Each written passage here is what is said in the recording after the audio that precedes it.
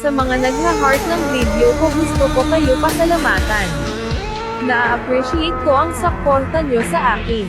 Balang araw sisikat din ako tulad ng ibang content creator, syempre hindi ko kayo makakalimutan.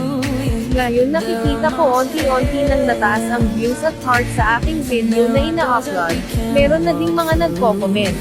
Sobrang saya ko pag nakikita ko yung video ko ay may mga nagha-heart.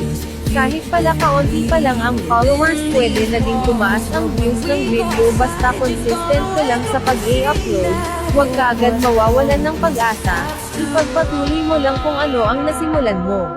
Patuloy akong nagpapasalamat sa mga supporters ko dyan, kayo ang aking inspiration para ipagpatuloy ang aking nasimulan.